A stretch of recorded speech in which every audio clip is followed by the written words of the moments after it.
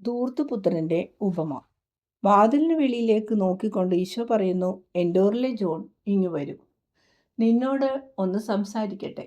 ബാലൻ എന്തോ വിശദീകരിച്ചു കൊടുത്തുകൊണ്ടിരുന്ന അയാൾ കുട്ടിയെ വിട്ട ഉടനെ ഈശോയുടെ പക്കലേക്ക് ചെല്ലുന്നു.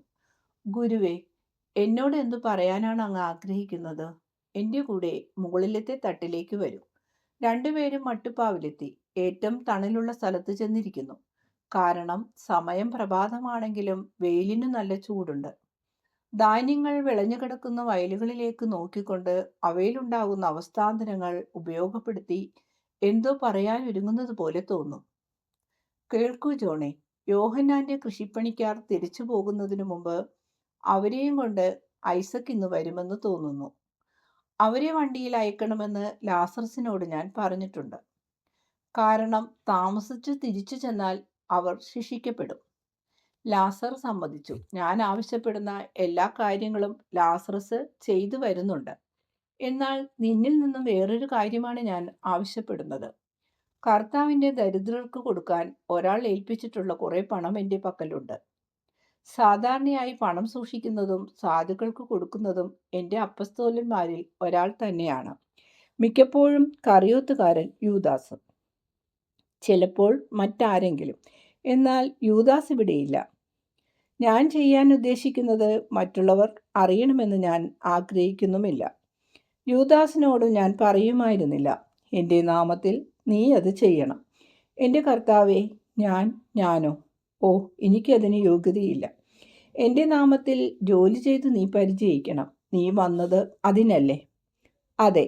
എന്നാൽ ഞാൻ വിചാരിച്ചത് എൻ്റെ ആത്മാവിൻ്റെ കാര്യം ശരിയാക്കാൻ ഞാൻ പണി ചെയ്യണമെന്നാണ്. കൊള്ളാം, അതിനുള്ള വഴികൾ ഞാൻ തരാം. എന്തിനെതിരെയാണ് നീ പാപം ചെയ്തത്? കാരുണ്യത്തിനും സ്നേഹത്തിനും എതിരായി. അതിനെ വീണ്ടും പണിതുയർത്തേണ്ടത് കാരുണ്യവും സ്നേഹവും കൊണ്ടാണ്.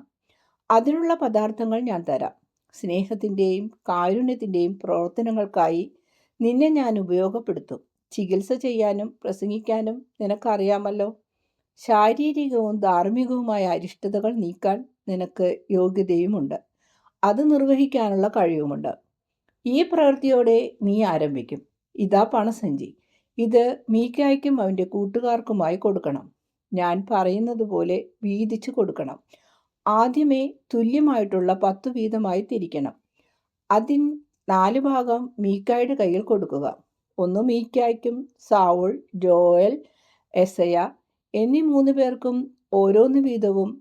പിന്നെ 6 വീതം മീക്കായെ ഏൽപ്പിച്ചിട്ട് അത് ജാബസിൻ്റെ വൃദ്ധനായ പിതാവിനും കൂട്ടുകാർക്കും കൊടുക്കാൻ പറയണം.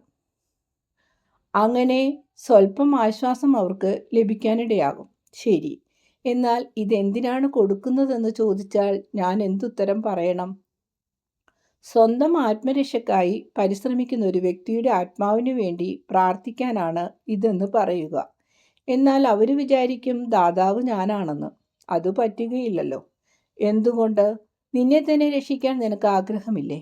ഞാനാണ് ദാതാവെന്ന് വിചാരിക്കരുതല്ലോ. ശരി, എങ്കിലും ഞാൻ പറയുന്നത് പോലെ ചെയ്യൂ. ഞാൻ അനുസരിക്കാം. എന്നാൽ ഞാനും എന്തെങ്കിലും തരട്ടെ.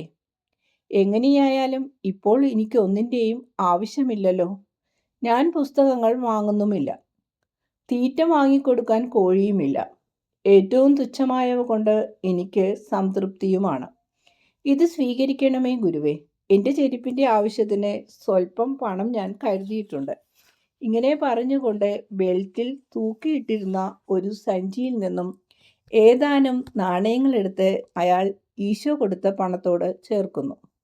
നിന്റെ കാരുണ്യത്തിന് ദൈവം നിന്നെ അനുഗ്രഹിക്കട്ടെ ജോണെ. അധികം താമസിയാതെ നമ്മൾ പിരിയും.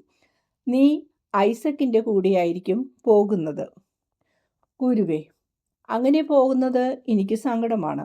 എന്നാലും ഞാൻ അനുസരിക്കും. നിന്നെ വിടുന്നത് എനിക്ക് സങ്കടമാണ്. എന്നാൽ എനിക്ക് പര്യടനം ചെയ്യുന്ന ശിഷ്യരെ വളരെ ആവശ്യമുണ്ട്. എനിക്ക് തന്നെ എല്ലാം ചെയ്യാൻ പറ്റുന്നില്ല.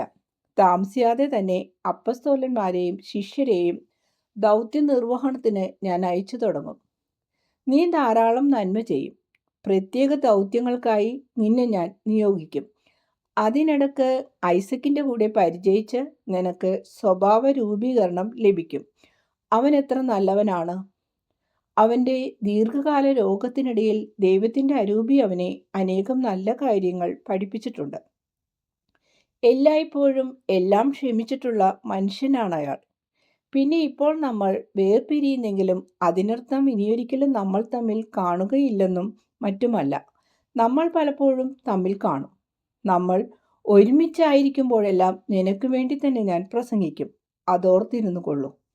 ജോൺ തല വളരെ താഴ്ത്തി മുഖം പൊത്തി പൊട്ടിക്കരഞ്ഞു പറഞ്ഞു, ഓ, എന്നാൽ എൻ്റെ പാപങ്ങൾ ക്ഷമിക്കപ്പെട്ടിരിക്കുന്നുവെന്ന് എനിക്ക് മനസ്സിലാകത്തക്ക എന്തെങ്കിലും പറയണമേ.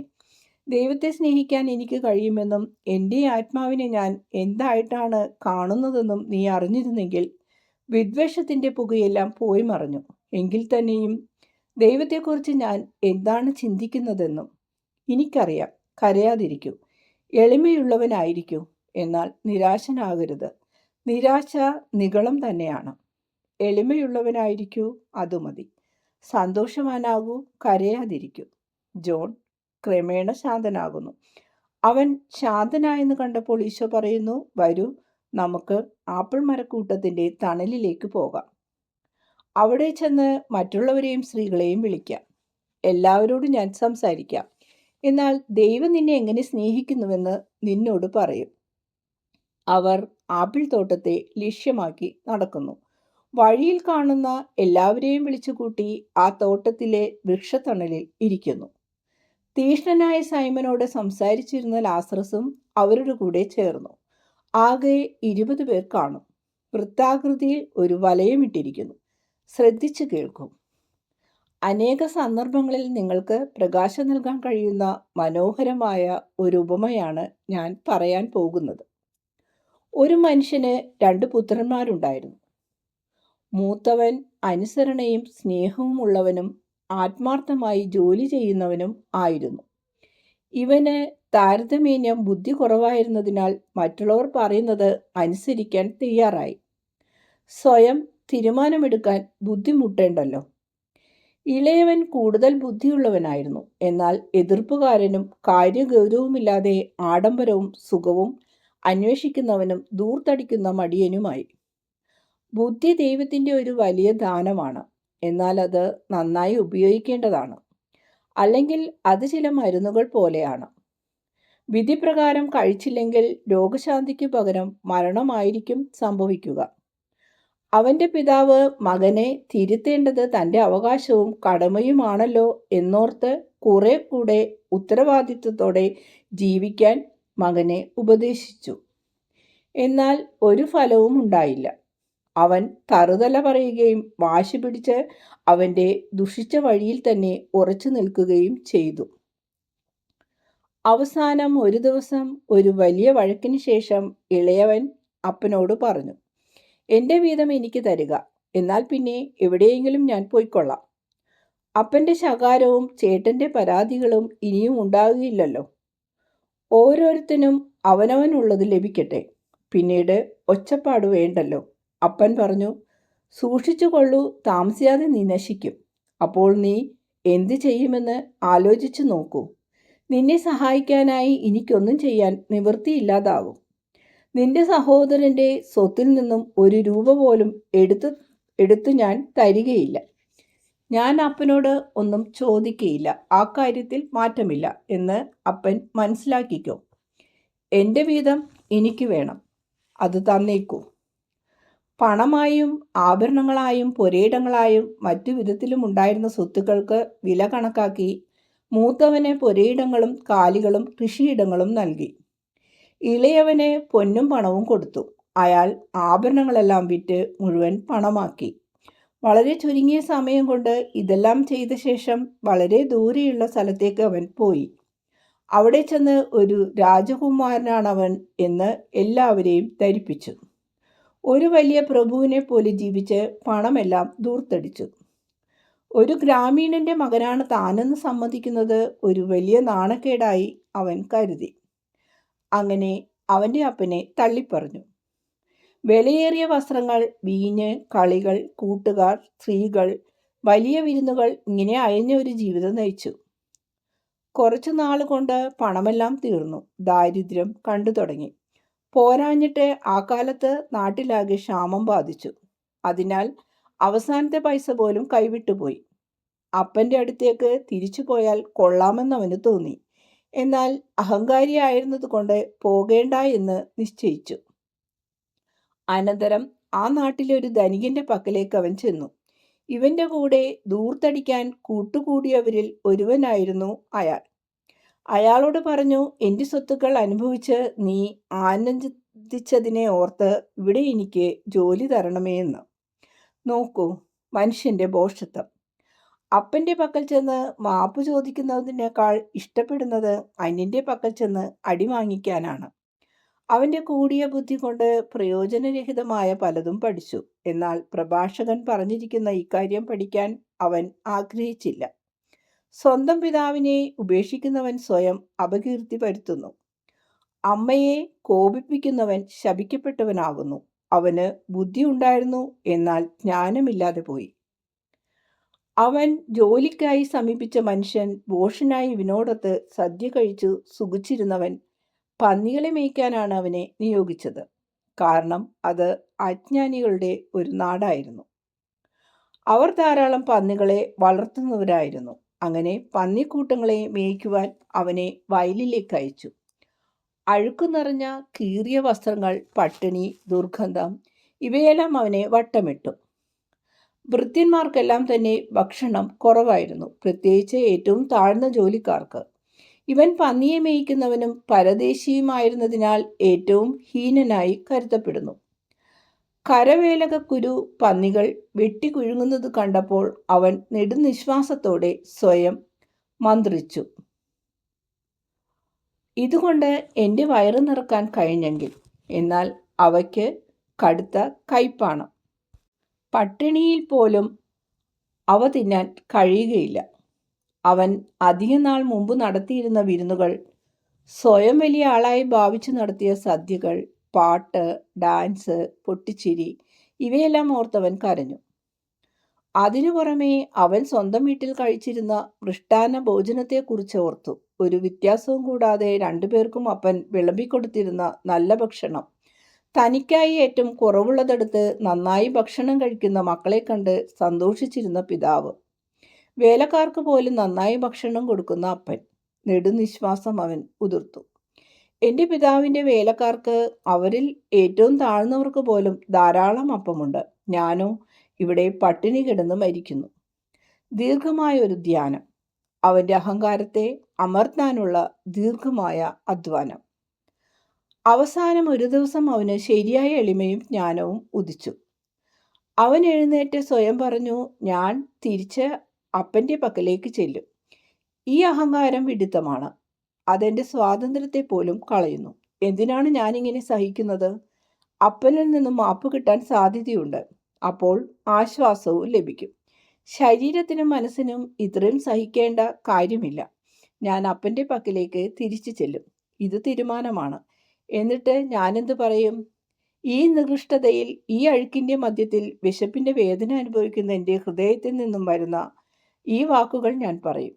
പിതാവേ, സ്വർഗത്തിനെതിരായും നിനക്കെതിരായി ഞാൻ പാപം ചെയ്തു പോയി. നിന്റെ മകനെന്ന് വിളിക്കപ്പെടാൻ ഇനി എനിക്ക് അർഹതയില്ല.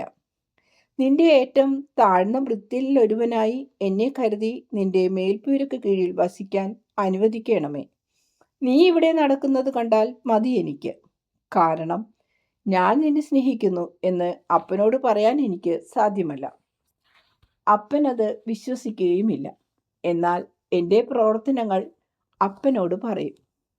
അപ്പോൾ അപ്പൻ മനസ്സിലാക്കുകയും മരിക്കുന്നതിന് മുമ്പ് എന്നെ അനുഗ്രഹിക്കുകയും ചെയ്യും. ഓ, അങ്ങനെ സംഭവിക്കുമെന്ന് ഞാൻ പ്രതീക്ഷിക്കുന്നു.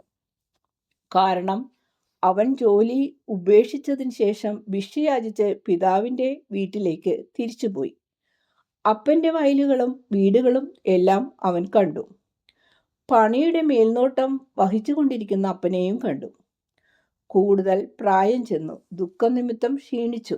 എന്നാലും എപ്പോഴും കാരുണ്യവും നന്മയും നിറഞ്ഞ അപ്പൻ അവനെ കണ്ടു. അവൻ നിമിത്തം അപ്പന് വന്ന മാറ്റം കണ്ട് കുറ്റബോധത്താൽ ഭയപ്പെട്ട് തരിച്ചു നിന്നുപോയി. എന്നാൽ ചുറ്റും നോക്കിയ വേളയിൽ അപ്പൻ അവനെ കണ്ടു. ഓടി അവൻ്റെ അടുത്തെത്തി. കാരണം അകലെയായിരുന്ന അവനെ കഴുത്തിൽ കൈയിട്ട് കെട്ടിപ്പിടിച്ച് ചുംബിച്ചു. അവശനായ ആ ബിഷു സ്വന്തം മകനാണെന്ന് അപ്പനു മാത്രമേ മനസ്സിലായുള്ളൂ. സ്നേഹം പ്രകടിപ്പിക്കാൻ അപ്പനു മാത്രമേ കഴിഞ്ഞുള്ളൂ. അപ്പൻ ഇരു കൈകളും കൊണ്ട് കെട്ടിപ്പിടിച്ചിരിക്കുകയാണ് മകനെ. അവൻ തല അപ്പൻ്റെ തോളിൽ വെച്ച് തേങ്ങിക്കരഞ്ഞുകൊണ്ട് വിങ്ങി വിങ്ങി പറയുന്നു, അപ്പാ, അപ്പൻ്റെ കാൽക്കൽ വന്നു വീണുകൊള്ളട്ടെ. അല്ല മോനെ, എൻ്റെ കാൽക്കൽ നീ വീഴണ്ട. എൻ്റെ ചങ്കിനു മുകളിൽ നീ ആശ്വസിക്കുക. നീ ഇല്ലാതിരുന്നതിനാൽ ആ ചങ്ക് എത്രമാത്രം വേദനിച്ചു. നിന്റെ ചുണ്ട് എൻ്റെ നെഞ്ചിൽ തട്ടി ആ ചങ്ക് ജീവൻ പ്രാപിക്കട്ടെ. അപ്പോൾ മകൻ ഉച്ചത്തിൽ നിലവിളിച്ചു പറഞ്ഞു, ഓ അപ്പ, സ്വർഗത്തിനെതിരായും അങ്ങേക്കെതിരായും ഞാൻ പാപം ചെയ്തു പോയി. മകനെന്ന് വിളിക്കപ്പെടാൻ ഇനി എനിക്ക് അർഹതയില്ല. എന്നാൽ അപ്പൻ്റെ വേലക്കാരുടെ കൂടെ ഈ മേൽക്കുരക്ക് കീഴിൽ താമസിക്കാൻ എന്നെ അനുവദിക്കണമേ. അപ്പനെ കണ്ടുകൊണ്ടും അപ്പൻ തരുന്ന ഭക്ഷണം കഴിച്ചുകൊണ്ടും അപ്പന് ശുശ്രൂഷ ചെയ്തും ഞാൻ ജീവിക്കട്ടെ. ഇനിമേലിൽ എൻ്റെ ജീവശ്വാസം അപ്പനായിരിക്കും. ഓരോ അപ്പകഷ്ണം തിന്നുമ്പോഴും അപ്പൻ്റെ ഓരോ ശ്വാസോച്ഛ്വാസത്തിനും കളങ്കപൂരിതമായ എൻ്റെ ഹൃദയം വ്യത്യാസപ്പെട്ടുകൊണ്ടിരിക്കും. ഞാൻ സത്യസന്ധനായി തീരും. എന്നാൽ അപ്പൻ അവനെ കെട്ടിപ്പിടിച്ചുകൊണ്ട് ഭൃത്യന്മാരുടെ പക്കലേക്ക് കൊണ്ടുപോയി.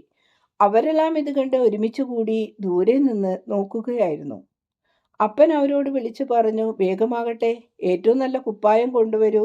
പരിമളം തൂകുന്ന വെള്ളം പാത്രങ്ങളിൽ കൊണ്ടുവന്ന് അവനെ കുളിപ്പിച്ച് സുഗന്ധദ്രവ്യങ്ങൾ പൂശി വസ്ത്രങ്ങൾ അണിയിക്കുക. അവൻ്റെ പാദങ്ങൾക്ക് പുതിയ ചെരുപ്പുകൾ കൊണ്ടുവരിക. ഒരു മോതിരം അവൻ്റെ വിരലിൽ അണിയിക്കുക. തടിച്ച കാളക്കുട്ടിയെ കൊണ്ടുവന്ന് കൊല്ലുക. ഒരു സദ്യ തയ്യാറാക്കുക.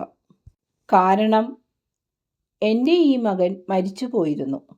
അവനിപ്പോൾ ജീവനിലേക്ക് തിരിച്ചു വന്നു.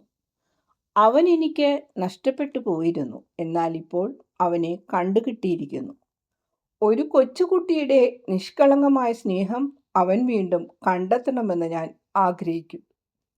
എൻ്റെ സ്നേഹവും അവൻ്റെ തിരിച്ചുവരവിലുള്ള നമ്മളുടെ ആഹ്ലാദവും ആഘോഷവും നീ ബോധ്യം അവന് നൽകും.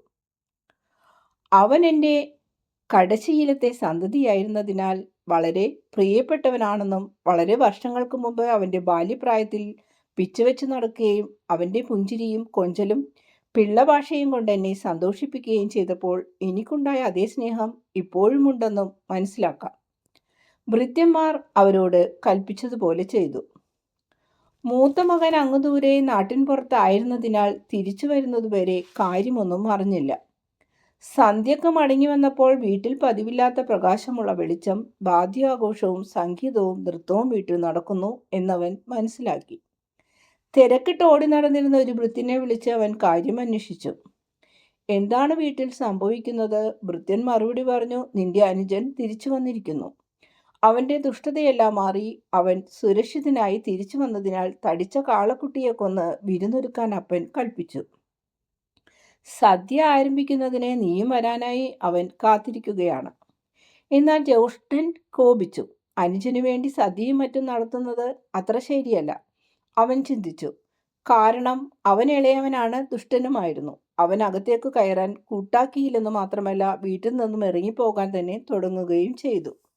എന്നാൽ വിവരമറിഞ്ഞ പിതാവ് ഓടി വെളിയിലിറങ്ങി അവൻ്റെ ഒപ്പം എത്തി. അവനെ കാര്യങ്ങൾ മനസ്സിലാക്കാൻ ശ്രമിക്കുകയും തൻ്റെ സന്തോഷം അലങ്കോലപ്പെടുത്തരുതെന്ന് യാചിക്കുകയും ചെയ്തു. അപ്പോൾ അയാൾ പറയുന്നു, എനിക്കൊരു വിഷമവും ഉണ്ടാകരുതെന്ന് അപ്പൻ പ്രതീക്ഷിക്കുകയാണോ? മൂത്ത മകനോട് അപ്പൻ അനീതി കാട്ടുന്നു. അവനെ അപ്പന് പുച്ഛമാണ്. ജോലി ചെയ്യാൻ പ്രായമായപ്പോൾ തുടങ്ങി ഞാൻ അപ്പന് സേവനം ചെയ്യുന്നു, അതും എത്ര വർഷത്തേക്ക്. അപ്പൻ്റെ ആജ്ഞകളൊന്നും ഞാൻ അനുസരിക്കാതെ ഇരുന്നിട്ടില്ല. ഒരു ചെറിയ ഒരാഗ്രഹം പോലും ഞാൻ നിരസിച്ചിട്ടില്ല. ഞാൻ എപ്പോഴും അപ്പനോട് കൂടെ ഉണ്ടായിരുന്നു. രണ്ടുപേർക്കും വേണ്ടി ഞാൻ അപ്പനെ സ്നേഹിച്ചു. അത് അവൻ അപ്പനേൽപ്പിച്ച മുറിവ് സുഖപ്പെടാൻ വേണ്ടിയായിരുന്നു. എന്നാൽ എൻ്റെ കൂട്ടുകാരുമൊത്ത് ഒരു വിരുന്ന് നടത്താൻ ഒരു ആട്ടിൻകുട്ടിയെപ്പോലും അപ്പൻ എനിക്ക് തന്നിട്ടില്ല. എന്നാൽ ഇപ്പോൾ എൻ്റെ അനുജനെ ബഹുമാനിക്കുന്നതിനായി നല്ല കാളക്കുട്ടിയെ കൊന്നിരിക്കുന്നു. അവനാണെങ്കിൽ അപ്പനെ ഉപേക്ഷിച്ചിറങ്ങിപ്പോയി. അപ്പനെത്ര വിഷമം വരുത്തി. മടിയനായ എല്ലാം ധൂർത്തടിച്ച് നശിപ്പിച്ചതിന് ശേഷം പട്ടിണിയായപ്പോൾ തിരിച്ചു വന്നിരിക്കുന്നു. ആത്മാർത്ഥമായി കഠിനാധ്വാനം ചെയ്യുന്നത് നല്ല സുഖമല്ലേ? അപ്പൻ എന്നോടിങ്ങനെ ചെയ്യരുതായിരുന്നു. അപ്പൻ അവനെ മാറോടണച്ചുകൊണ്ട് പറഞ്ഞു, മോനെ, എനിക്ക് നിന്നോട് സ്നേഹമില്ലെന്ന് വിചാരിക്കാൻ നിനക്ക് കഴിയുമോ? നിന്റെ നല്ല സ്വഭാവത്തിന് സമാനമായി ഞാൻ വിരുന്നു നൽകാത്തത് കൊണ്ട് അങ്ങനെ ചിന്തിക്കാമോ? നിന്റെ പ്രവൃത്തികൾ അവയിൽ തന്നെ പരിശുദ്ധമാണ്. അതിനാൽ എല്ലാവരും നിന്നെ പ്രശംസിക്കുകയും ചെയ്യുന്നുണ്ട്. എന്നാൽ നിന്റെ അനുജൻ നേരെ മറിച്ച് മറ്റുള്ളവരുടെയും അവൻ്റെ തന്നെയും ദൃഷ്ടിയിൽ പുനരധിവസിപ്പിക്കേണ്ടതായിട്ടാണ് വന്നിരിക്കുന്നത്. കാണാൻ കഴിയുന്ന സമ്മാനമൊന്നും നിനക്ക് ഞാൻ തരാത്തത് കൊണ്ട് ഞാൻ നിന്നെ സ്നേഹിക്കുന്നില്ലെന്ന് നിനക്ക് വിചാരിക്കാൻ കഴിയുമോ? രാവും പകലും എൻ്റെ ജീവിതത്തിലെ ഓരോ നിമിഷത്തിലും നീ എൻ്റെ ഹൃദയത്തിലുണ്ട്. എല്ലാ നിമിഷവും ഞാൻ നിന്നെ അനുഗ്രഹിക്കുകയും ചെയ്യുന്നു. എല്ലായ്പ്പോഴും എൻ്റെ കൂടെ ആയിരിക്കുക എന്നത് നിരന്തരമുള്ള ഒരു പ്രതിസമ്മാനമാണ്. എന്നാൽ നിന്റെ അനുജന് വേണ്ടി ഒരു വിരുന്ന് നടത്തി ആഘോഷിക്കേണ്ടത് ഉചിതമാണ്. കാരണം നിന്റെ അനുജൻ മൃതനായിരുന്നു. അവൻ നമുക്ക് നഷ്ടപ്പെട്ടു പോയിരുന്നു. എന്നാൽ നമ്മുടെ സ്നേഹത്തിലേക്ക് തിരിച്ചു വന്നിരിക്കുന്നു. മൂത്തപുത്രൻ അപ്പൻ്റെ ആഗ്രഹത്തിന് വഴങ്ങി. എൻ്റെ സ്നേഹിതരെ, ഇതാണ് സ്വർഗസ്ഥനായ പിതാവിൻ്റെ ഭവനത്തിലും സംഭവിക്കുന്നത്. ഇളയ പുത്രനെ പോലെയാണല്ലോ താനെന്ന് വിചാരമുള്ള എല്ലാവരും അയാളെപ്പോലെ പിതാവിൻ്റെ പക്കലേക്ക് പിന്തിരിയുകയാണെങ്കിൽ പിതാവ് അയാളോട് പറയും, എൻ്റെ പാദത്തിങ്കലല്ല എൻ്റെ ചങ്കിന്മേൽ വിശ്രമിക്കുക എന്ന്. നിന്റെ അഭാവത്തിൽ ആ ചങ്ക് എന്തുമാത്രം വേദനിച്ചു. നിന്റെ തിരിച്ചുവരവിൽ അത് എത്ര അധികമായി ഇപ്പോൾ സന്തോഷിക്കുന്നു. മൂത്തപുത്രനെ പോലെയാണ് താനെന്ന് കരുതുന്നവർ, പിതാവിനെതിരെ ഒരു തെറ്റ് ചെയ്തിട്ടില്ലാത്തവർ, പിതാവിൻ്റെ സന്തോഷത്തിൽ അസൂയപ്പെടാതെ അതിൽ പങ്കുകൊള്ളുകയും രക്ഷിക്കപ്പെടുകയും സഹോദരനെ സ്നേഹിക്കുകയും ചെയ്യണം. ഇത്രയുമേ ഉള്ളൂ. എൻ്റെ ഉള്ളിൽ ജോണും ലാസറസും ഇവിടെ നിന്നാൽ കൊള്ളാം. മറ്റുള്ളവർ പോയി മേശ തയ്യാറാക്കി കൊള്ളുക. ഞങ്ങൾ അധികം താമസിക്കുകയില്ല. എല്ലാവരും പോകുന്നു. ഈശോയും ലാസറസും ജോണും മാത്രമായപ്പോൾ ഈശോ പറയുന്നു, ലാസറസേ, നീ കാത്തിരിക്കുന്ന ആത്മാവിന് ഇതാണ് സംഭവിക്കുന്നത്. ഇത് തന്നെയാണ് നിന്റെ ആത്മാവിന് സംഭവിക്കുന്നത്. ജോണെ, ദൈവത്തിൻ്റെ ധാരാളിതയ്ക്ക് അതിരില്ല. അപ്പസ്തോലന്മാർ മേരിയോടും മറ്റു സ്ത്രീകളോടും കൂടെ വീട്ടിലേക്ക് നടക്കുന്നു. മാർജിയാം തുള്ളിച്ചാടി അവരുടെ മുമ്പേ പോകുന്നു. എന്നാൽ അവൻ പെട്ടെന്ന് തിരിച്ചു വന്ന് മേരിയുടെ കൈക്ക് പിടിച്ചുകൊണ്ട് പറയുന്നു, എൻ്റെ കൂടെ വരൂ, എനിക്കൊരു കൂട്ടം പറയാനുണ്ട്. നമ്മൾ മാത്രമായിരിക്കുമ്പോഴേ പറയുകയുള്ളൂ. മേരി അവനെ അനുഗമിക്കുന്നു. മുറ്റത്തിൻ്റെ ഒരു മൂലക്കുള്ള കിണറിൻ്റെ ഭാഗത്തേക്ക് അവർ പോയി. നിലത്തുനിന്ന് മട്ടുപ്പാവ് വരെ പടർന്ന് പന്തലിച്ച് കിടക്കുന്ന ഒരു ചെടി ആ കിണറിന് മീതെ കൂടെ കയറി അതിനെ പൂർണ്ണമായി മൂടിയിരിക്കുകയാണ്. അതിൻ്റെ പിന്നിലിതാ കറിയോത്തുകാരൻ. യൂദാസേ, നിനക്കെന്ത് വേണം? മാർജിയാം, നീ പൊയ്ക്കോ. നിനക്കെന്ത് വേണം പറയൂ. ഞാൻ തെറ്റ് ചെയ്തു. ഗുരുവിൻ്റെ അടുത്ത് പോകാനോ എൻ്റെ കൂട്ടുകാരുടെ മുഖത്ത് നോക്കാനോ എനിക്ക് ധൈര്യമില്ല. എന്നെ സഹായിക്കൂ. ഞാൻ സഹായിക്കാം. എന്നാൽ നീ എത്രമാത്രം ദുഃഖം മറ്റുള്ളവർക്ക് വരുത്തുന്നുണ്ടെന്ന് നീ അറിയുന്നുണ്ടോ? നീ നിമിത്തം എൻ്റെ മകൻ കരഞ്ഞു. നിന്റെ കൂട്ടുകാർ എത്രയധികം വിഷമം സഹിച്ചു. എങ്കിലും വരൂ, ആരും നിന്നോടൊന്നും പറയുകയില്ല. നിനക്ക് കഴിയുമെങ്കിൽ ആ പാപങ്ങൾ ഇനി ചെയ്യരുത്. മനുഷ്യനെ നാണം കെടുത്തുന്നതും ദൈവവചനത്തിനെതിരെയുള്ള ദ്രോഹവുമാണവ. അമ്മ എന്നോട് അതെല്ലാം ക്ഷമിക്കുമോ? ഞാനോ? നിനക്ക് ഞാൻ വെറും നിസ്സാരയല്ലേ? നീ വലിയ ആളാണെന്നല്ലേ ചിന്തിക്കുന്നത്? കർത്താവിൻ്റെ ദാസരിൽ ഏറ്റവും ചെറിയവളാണ് ഞാൻ. എൻ്റെ മകനെക്കുറിച്ച് നിനക്ക് ഒരു ചിന്തയുമില്ലെങ്കിൽ എന്നെക്കുറിച്ച് നിനക്ക് വിഷമം വരുന്നത് എങ്ങനെ? കാരണം എനിക്കൊരമ്മയുണ്ടല്ലോ. നീ എന്നോട് ക്ഷമിച്ചാൽ അവളും എന്നോട് ക്ഷമിച്ചെന്ന് എനിക്ക് സമാധാനപ്പെടാം. നിന്റെ ഈ കുറ്റം അവൾ അറിയുന്നില്ലല്ലോ. എന്നാൽ ഗുരുവിനോട് ഞാൻ നന്നായിട്ട് വർത്തിച്ചു കൊള്ളാമെന്ന് എന്നെക്കൊണ്ട് അവൾ ശപഥം ചെയ്യിപ്പിച്ചതാണ്. ഞാൻ കള്ളസത്യം ചെയ്യുന്നവനാണ്. എൻ്റെ അമ്മയുടെ ആത്മാവ് എന്നെ കുറ്റപ്പെടുത്തുന്നതായി എനിക്ക് അനുഭവപ്പെടുന്നു. നിനക്കത് തോന്നുന്നുണ്ടല്ലേ? എന്നാൽ സ്വർഗസ്ഥനായ പിതാവിൻ്റെ ദുഃഖവും ശാസനയും നിനക്കൊട്ടും അനുഭവപ്പെടുന്നില്ല. പിതാവിൻ്റെ വചനത്തിൻ്റെ ദുഃഖവുമല്ലേ? നിന്റെ കാര്യം എത്ര ലജ്ജാവഹമാണ് യൂദാസേ. നിനക്ക് തന്നെയും നിന്നെ സ്നേഹിക്കുന്നവർക്ക് നീ ദുഃഖമാണ് വരുത്തി വയ്ക്കുന്നത്. മേരി വളരെ ഗൗരവത്തിലും ദുഃഖത്തോടും കൂടിയാണ് സംസാരിക്കുന്നത്.